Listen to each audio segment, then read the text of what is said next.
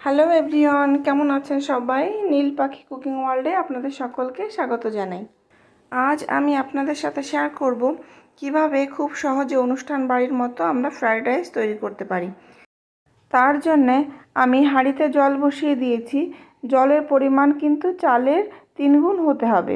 যতটা জল দেওয়া যাবে ভাতগুলো ততই ভালো হবে, আর জলটা অবশ্যই পিউরিফাইড জল দিলে ভালো হয়। এবার আমি জলের মধ্যে দিয়ে দিয়েছি পরিমাণ মতো নুন আর একটু সাদা তেল, যার জন্যে ভাতটা কিন্তু আরও ঝরঝরে হবে। আর নুনটা আমি আগেই দিলাম, কারণ ভাতে নুনের পরিমাণ সব জায়গায় সমান থাকবে। তো আমি প্রথমে হাই ফ্লেমে করে ভাতটাকে খানিকক্ষণ ফুটিয়ে নিয়েছি, এবং তারপরে কিন্তু গ্যাসের ফ্লেমটা লো করে ভাতটাকে রেডি করতে হবে। ভাতটা আমি 80% সিদ্ধ করেছি, সম্পূর্ণটা করব না, তাহলে কিন্তু ভাতটা ঠিকঠাক তৈরি হবে না। নরম হয়ে গেলে কিন্তু ফ্রাইড রাইস একেবারেই ভালো লাগে না।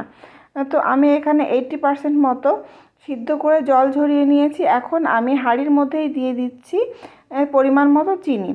চিনিটা আপনাদের স্বাদ মতো আপনারা দিতে পারেন। তো তারপরে হাঁড়িটাকে ঝাঁকিয়ে ঝাঁকিয়ে আমি কিন্তু চিনিটাকে বেশ ভালোভাবে মিশিয়ে নিয়েছি, এবং তারপর আমি দুটো থালায় নামিয়ে নিয়েছি ভাতগুলো। এবার ভাতগুলো ঠান্ডা করে নিয়ে এখন আমি একটা কড়াই বসিয়ে দিয়েছি। কড়াইটা গরম হয়ে গেলে কড়াইয়ে দিয়ে দিচ্ছি সাদা তেল। খানিকটা সাদা তেল দিয়ে এবার এই তেলের মধ্যে আমি আর একটু ঘি অ্যাড করছি। আপনারা চাইলে শুধু ঘি দিয়েও করতে পারেন, আবার শুধু সাদা তেল দিয়েও করতে পারেন। আপনাদের পছন্দ মতো আপনারা করবেন। তো এই সময় কিন্তু গ্যাসের ফ্লেমটা লোই থাকবে। ঘিয়ে কিন্তু বেশি গরম হওয়ার দরকার হয় না। বেশি গরম হয়ে গেলে ঘিটা তখন কিন্তু ঘিটা পুড়ে যায়। তো অল্প গরম হওয়ার পরেই আমি এই ঘিয়ের মধ্যে ফোড়নে দিয়ে দিচ্ছি গোটা গরম মশলা। গোটা গরম মশলার এলাচগুলি কিন্তু আমি ফাটিয়ে দিয়েছি, যাতে এলাচের গন্ধটা আরও বেশি ভালো হয়। আর দিয়ে দিলাম দুটো তেজপাতা। তারপর আমি কুচিয়ে রাখা গাজর দিচ্ছি। এখানে সবজিগুলো কিন্তু যে সবজিটা একটু সিদ্ধ হতে বেশি সময় লাগে সেই সবজিটাকে আগে দিতে হবে। তো সেই জন্যে আমি গাজরটাকে আগে দিয়ে দিলাম। আর গাজরটা একটু নেড়ে নিয়ে দিয়ে দিচ্ছি বিনস কুচি। বিনসগুলিকে আর একটু নেড়ে নেব। বিনসগুলি কিন্তু একটু সিদ্ধ হতে সময় লাগে, যার জন্য এটাকে আমি 2-3 মিনিট মতো একটু নেড়ে নিচ্ছি। এবার 2-3 মিনিট হয়ে গেলে দিয়ে দিচ্ছি কিশমিশ আর দেব কাজু বাদাম। এই সমস্ত কিছু আবার একটু ভালোভাবে নেড়ে চেড়ে 1-2 মিনিট একটু ভেজে নিয়ে দিয়ে দিচ্ছি মটরশুঁটি বা কড়াইশুঁটি। তো মটরশুঁটিটাও কিন্তু একটু সিদ্ধ হতে সময় লাগে। এটা দেওয়ার পর আবার 2-3 মিনিট একটু নেড়ে চেড়ে ভেজে নিলাম। এবার দিয়ে দিচ্ছি ইয়েলো বেল পেপার আর দেব কুচিয়ে রাখা ক্যাপসিকাম। এই সমস্ত কিছুকে আমি খুব ভালোভাবে মিশিয়ে নিলাম।